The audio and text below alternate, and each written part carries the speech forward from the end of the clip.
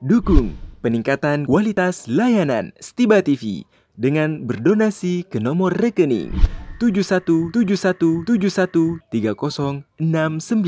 atas nama Media Stiba Makassar. Allahu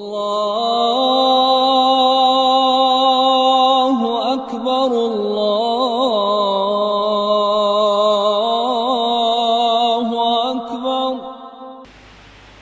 Alhamdulillahilladzi bi ni'matihi ihtadal muhtadun wa bi adlihi dhallun la yus'alu amma yaf'alu wa hum yus'alun. Ahmaduhu subhanahu wa ta'ala hamda 'abdin nazzaha rabbahu amma yaqulu adh-dhalimun wa ashhadu an la ilaha illallah wa ashhadu anna Muhammadan abduhu wa habibuhu wa khaliluhu shadiqul ma'mun. Allahumma salli ala nabiyyina wa rasulina Muhammadin wa ala alihi wa sahbihi alladhina hum bihadyihi mustamsikun wa sallim tasliman katsira. Amma ba'd, fa ya ibadallah, usikum wa nafsi bitaqwallah faqad fazal muttaqun. Faqala Allahu azza wa jalla fil Qur'anil azim ba'da a'udzu billahi minasy syaithanir rajim. Ya ayyuhan nasu ittaqu rabbakumul ladzi khalaqakum min nafsin wahidah wa khalaqa minha zawjaha wa batha minhuma rijalan katsiran wa nisaa. Wattaqullaha alladzi tasaaluna bihi wal arham. Innallaha kana 'alaikum raqiba. Ya ayyuhalladzina amanu taqullaha haqqa tuqatih wa la tamutunna illa wa antum muslimun. Hadirin kaum muslimin jamaah Jumat rahimakumullah. Alhamdulillah, puji syukur senantiasa kita panjatkan kehadiratnya. Oleh karena hingga di siang hari ini kita semua masih diberikan nikmat kesehatan, demikian juga nikmat kesempatan. Namun tentu saja yang lebih patut lagi kita syukuri dan seharusnya kita senantiasa menjaganya dan memperjuangkannya adalah nikmat iman.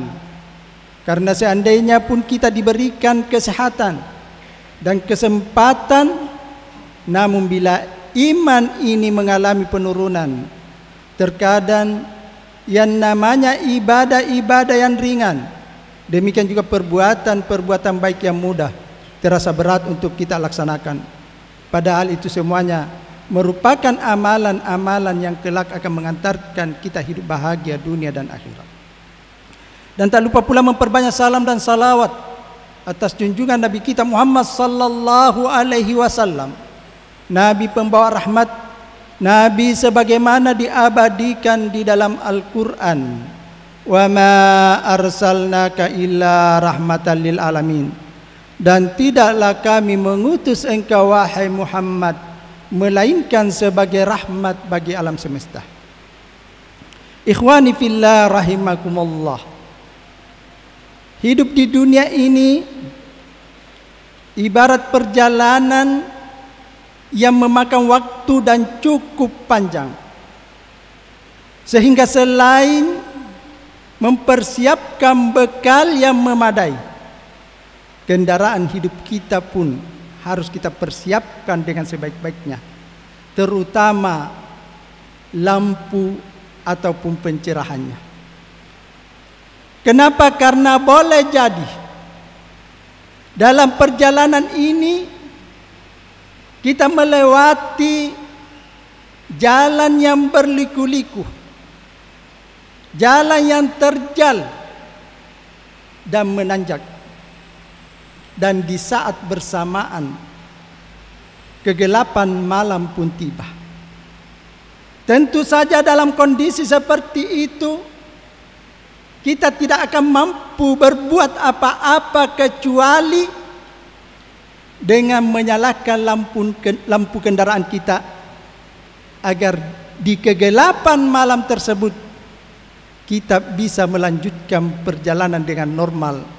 Kenapa? Karena cahaya lampu yang terang dapat memperlihatkan kita rambu-rambu yang ada di depan, yang menunjukkan arah yang ingin kita tuju. Sebaliknya, apabila lampu kendaraan kita bermasalah, maka tentu kita tidak akan mampu melakukan sesuatu kecuali hanya berhenti. Kalaupun ingin memaksakan untuk tetap melanjutkan perjalanan dalam kondisi seperti itu sama saja menjatuhkan kita ke dalam bahaya. Kenapa? Karena boleh jadi di depan kita ada jurang yang kita tidak ketahui karena kita tidak mampu membaca rambu-rambu lalu lintas. Boleh jadi di depan kita ada batu sandungan yang seharusnya kita hindari. Sehingga apabila kita tetap nekat, itu ibarat kita menjerumuskan diri kita sendiri ke dalam bahaya. Dari sinilah kita dapat memetik hikmah dari sabda Rasulullah sallallahu alaihi wasallam. As-sabru diya, sabar itu adalah cahaya. Lantas apa hubungannya sabar dengan cahaya? Sebelum kita melanjutkan, alangkah baiknya kalau kita kembali mengangkat beberapa dari rujukan ataupun rujukan dari literatur orang-orang Arab dahulu, yang pada masa itu bahasa mereka masih tetap menjadi bahasa hujjah, dijadikan argumentasi untuk memahami makna daripada nas yang kita baca. Kenapa? Karena masa itu adalah masa zamanul hujjah, yaitu di zaman qablal Islam wa sadrul Islam, yaitu Khulafaur Rasyidin. Setelah itu zaman Umayyah dan zaman Abbasiyah, sudah tidak semua tempat-tempat bisa dijadikan hujjah untuk berargumentasi dengan makna bahasa, karena di situ sudah mulai banyak orang-orang ajam yang berinteraksi di dalamnya. Oleh karena itu, agar supaya kita bisa lebih merenungi sabda Rasulullah sallallahu alaihi wasallam tentang as-sabru dia, mari kita sedikit mendengar syair Imrul Qais ketika beliau mengeluhkan apa yang dia hadapi pada saat itu berupa cobaan. Beliau mengatakan, walailin ka maujil bahri arkhasudulahu alayya bi anwa'il humumi liyabtali. Dan malam, kalau kita terjemahkan secara letterlet, dan malam bagaikan ombak lautan yang membentangkan tirainya dengan berbagai macam duka dan kegalauan di atas diriku untuk menguji.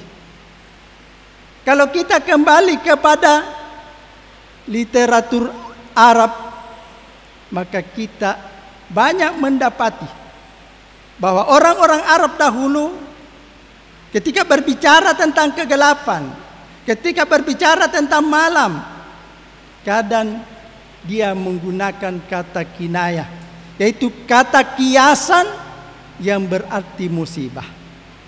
Sehingga dari sini dapat kita artikan bahwasanya musibah telah membentangkan tirai galaunya ke atas diriku, yaitu bagaikan ombak yang sungguh menakutkan, sungguh membuat kita khawatir. Begitulah yang dihadapi untuk menguji saya. Demikian juga apa yang dikatakan oleh seorang penyair, arafna layaliya qabla ma nazalat bina falamma dahatna lam yazidna biha ilma.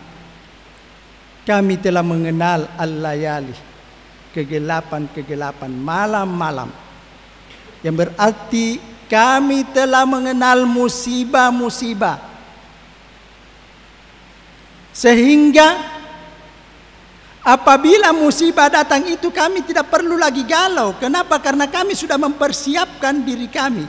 Kami sudah siap dengan kesabaran kami. Kami sudah siap dengan keteguhan kami. Falamma nazalat lam tazidna biha ilma.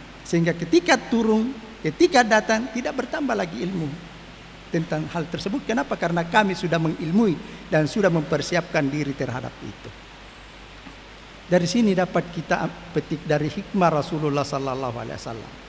Tentang sabar itu adalah dia bahwasanya orang ketika diuji, ditimpa suatu musibah, dalam keadaan galau, tidak punya kesabaran, ibarat berada dalam kegelapan, tidak tahu apa yang dia harus lakukan, tidak bisa membedakan mana putih mana merah, tidak bisa mengetahui apa yang ada di depan dia, sehingga apabila dia nekat dalam keadaan galau untuk keluar dari masalah tersebut, yang terjadi justru semakin mencelakakan dirinya. Tidak sedikit orang-orang yang putus asa, tidak sedikit orang-orang yang ketika diuji dia mencari jalan keluar tanpa mempersiapkan diri untuk bisa tenang dengan penuh kesabaran, sehingga apa yang dia lakukan, dia ingin keluar tapi justru terjatuh ke dalam jurang kehancuran. Banyak anak-anak kita di luar, adik-adik kita di luar yang hanya karena problema sedikit saja dalam keluarganya ataupun dalam pendidikan sehingga dia meninggalkan bangku sekolah dan mengkonsumsi narkoba. Kenapa? Karena dia ingin keluar dari masalah tersebut. Tapi mereka tidak mempunyai lampu kendaraan hidup, tidak punya kesabaran. Seandainya kesabaran itu ada pada dirinya, maka dengan kesabaran itu akan menjadikan dia menghadapi masalah itu dengan penuh ketenangan dan ketegaran, sehingga dalam kegelapan tersebut dia tetap bisa membaca apa yang seharusnya dia lakukan untuk bisa keluar dari masalah itu. Oleh karena itu, hadirin kaum muslimin, jemaah Jumat yang dimuliakan oleh Allah Subhanahu wa taala, as-sabru, dia sabar itu adalah cahaya. Benar adalah cahaya dalam kehidupan kita.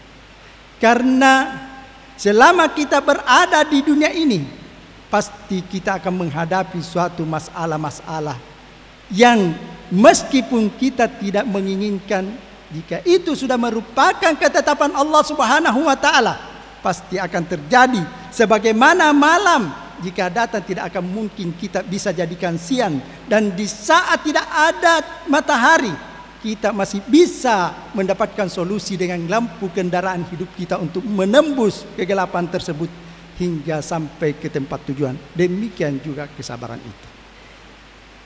Oleh karena itu, ulama kita mengatakan bahwasanya sabar ini hendaknya kita selalu persiapkan di dalam diri kita dalam dua sisi kehidupan kita di dunia ini.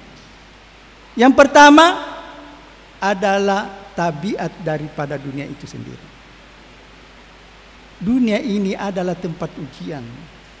Dunia ini bukan tempat untuk bersenang-senang dengan segala ibadah kita untuk mendapatkan pahala dan kita nikmati di dunia ini. Bukan. Karena dunia ini adalah tempat ujian. Dan dunia ini merupakan tempat di mana Allah Subhanahu wa taala akan memilah siapa di antara mereka yang tangguh dalam menghadapi problematika dan siapa di antara mereka yang lemah. Wala nabluwannakum hatta na'lamal mujahidina minkum wassabirin. Dan pasti kami akan menguji kalian semua untuk kami ketahui siapa di antara kalian yang benar-benar adalah seorang pejuang tangguh dan orang-orang yang bersabar. Jadi dunia ini tabiatnya adalah tempat untuk kita diuji. Segala aktivitas dunia kita sekalipun, orang kafir sekalipun akan menghadapi semuanya itu. Dan orang kafir pun jika dia mampu teguh. Sehingga kita ini sebagai orang yang beriman yang sudah diajarkan oleh Rasulullah sallallahu alaihi wasallam tentang sabar, lebih pantas kita teguh dalam menghadapi cobaan dunia ini. Karena dunia ini penuh dengan cobaan. Kita keluar dari cobaan, memasuki episode kehidupan selanjutnya yang juga merupakan cobaan. Boleh jadi kita dicoba berlawanan dengan cobaan yang pertama. ibarat besi yang dibakar ke dalam api, kemudian ditempa dan dicelupkan ke dalam air, setelah itu digurinda agar bisa menjadi pedang yang berkilau, yang indah namun tetap disegani. Demikian juga kita ini. Untuk bisa menjadi tangguh, pasti kita harus lolos dalam segala ujian-ujian yang kita hadapi, agar berbeda dengan besi-besi yang lain, agar kita bisa menjadi pedang yang indah, tersenyum namun tetap terhiasi oleh wibawa di dalam diri kita. Ini yang kedua, ini yang pertama, bahwasanya dunia ini adalah tempat untuk kita diuji. Kita reda ataupun tidak reda, pasti akan terjadi jika itu merupakan kehendak Allah Subhanahu wa taala. Namun orang-orang yang reda, maka baginya adalah ridha, dan bagi orang-orang yang kesal terhadap ujian tersebut, maka mereka tetap akan mendapatkan amarah. Tajrir riyahu wa illam tastahi sukun. Begitulah keadaan dunia ini dengan segala problematika. Ibarat kapal layar, dia tetap ibarat angin, dia tetap berhembus sekalipun kapal layar itu enggan untuk berlayar. Oleh karena itu, pilihan bagi kita adalah mempersiapkan kesabaran. Dan sabar itu adalah cahaya insya Allah yang selalu menjadi yang menerangi hidup kita, sehingga kita mampu membaca segala rambu-rambu yang ada di depan kita yang mesti kita lalui. Kemudian yang kedua yang perlu kita persiapkan adalah tabiat dari keimanan itu sendiri. Iman ini adalah hubungan kita kepada Allah Subhanahu wa taala, ikatan kita kepada Sang Pencipta kita. Sebagaimana kalau kita berbicara tentang ukhuwah, pertemanan adalah hubungan antara manusia dengan manusia yang lain, pertemanan yang tangguh. Dan kita bisa mengatakan bahwa si fulan itu benar-benar adalah teman saya yang setia setelah menjalani hidup berhari-hari dan sudah teruji. Disitulah manusia bisa menentukan bahwa si fulan itu adalah teman yang luar biasa. Demikian juga iman ini. Iman ini bukan hanya sekedar perkataan, tapi iman ini perlu dibuktikan dan perlu diuji. Sebagaimana firman Allah Subhanahu wa taala, ahasiban nasu ayyutraku ayyaqulu amanna wa hum la yuftanun wa laqad fatanna alladhina min qablihim fala ya'lamanna Allahu alladhina sadaqu wa la ya'lamanna al-kadhibin. Apakah manusia dibiarkan begitu saja berkata saya beriman, kemudian tidak diuji? Dan kami benar-benar telah menguji orang-orang sebelum mereka. Fala ya'lamanna Allahu allazina sadaqu wa la ya'lamanna al-kadzibin. Sehingga Allah Subhanahu wa taala mengetahui siapa di antara mereka yang benar-benar jujur dalam perkataannya saya beriman, dan siapa di antara mereka yang hanya berdusta.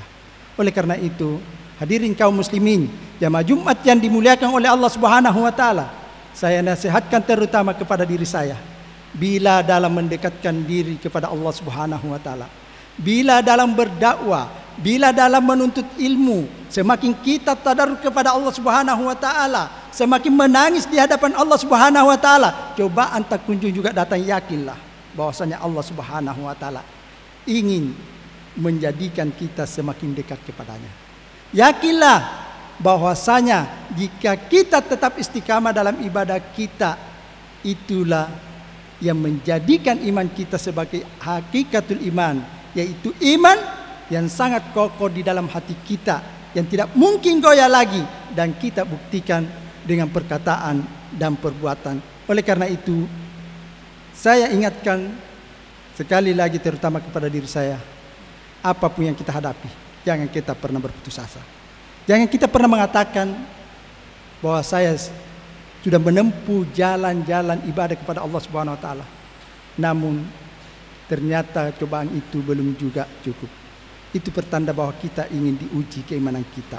Jangan kita seperti orang yang hanya bertobat, bertadarruk kepada Allah Subhanahu wa taala, tapi dia lupa bahwa di dalam diri dia perlu dia mempersiapkan cahaya yaitu berupa sabar, sehingga di saat dia diuji dia pun berputus asa dan boleh jadi kembali kepada kehidupannya yang semula. Berbeda dengan orang-orang yang punya lampu kendaraan hidup. Di saat dia diuji, dia tetap bisa istiqamah, dia tetap bisa berpikir jernih, dia bisa tetap sabit kokoh dalam menjalani kehidupan. Kenapa? Karena di tengah kegelapan tersebut dia masih mempunyai cahaya yang dengannya dia bisa mengetahui apa yang seharusnya dia lakukan. Barakallahu li wa lakum fil Qur'anil azim wa nafa'ani wa iyyakum bima fihi minal ayati wadh-dhikril hakim wa taqabbalallahu minna wa minkum tilawatahu innahu huwat tawwabur rahim.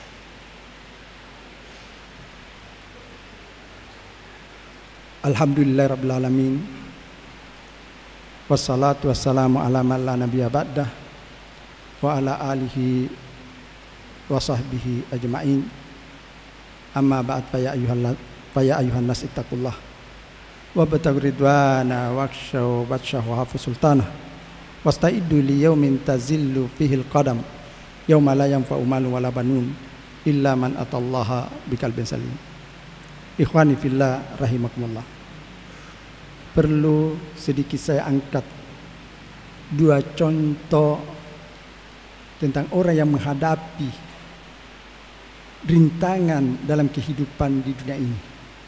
Contoh yang pertama sengaja saya mengambil dari seorang tokoh kontroversial yang non-muslim. Bagaimana dia seorang non-muslim yang seharusnya kita mengaca bahwa saya ini adalah seorang muslim. Seorang yang beriman harus lebih kokoh dari dia. Tentu kita semua mengenal siapa itu Hitler. Dia tujuan hanya untuk mencapai kesuksesan dunia.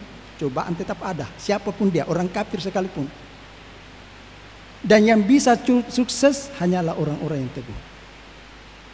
Hitler ini hanyalah seorang prajurit biasa, tapi bisa mencapai puncak kepemimpinan. Sehingga salah seorang sahabatnya penasaran dan ingin mengetahui rahasia kesuksesan Hitler. Maka dia pun datang bertamu dan bertanya, "Wahai temanku Hitler, bolehkah kamu menceritakan bagaimana sehingga kamu bisa sampai mencapai puncak kepemimpinan ini?" Hitler hanya diam. Dia tidak menjawab. Karena seandainya dia jawab, boleh jadi temannya semakin bingung dan tidak memahami. Hitler hanya mengatakan, "Keluarkan telunjukmu." Temannya pun semakin penasaran, tapi karena dia tetap ingin tahu, dia mengeluarkan telunjuknya. Kemudian Hitler juga mengeluarkan telunjuknya. "Ini telunjuk saya, sekarang buka mulutmu." Maka temannya pun membuka mulut. "Dan ini mulut saya sedang terbuka. Telunjukmu itu masukkan ke dalam mulut saya, dan ini telunjukku akan saya masukkan ke dalam mulutmu. Sekarang mari kita saling menggigit." Namun hanya berselang beberapa detik temannya itu langsung menarik karena tidak tahan. Disitulah Hitler mengatakan, "Itulah jawabanku. Jangan saudara pernah menyangka bahwa saya bisa sampai ke tempat ini melalui jalan yang berhamparan dengan permadani-permadani yang indah.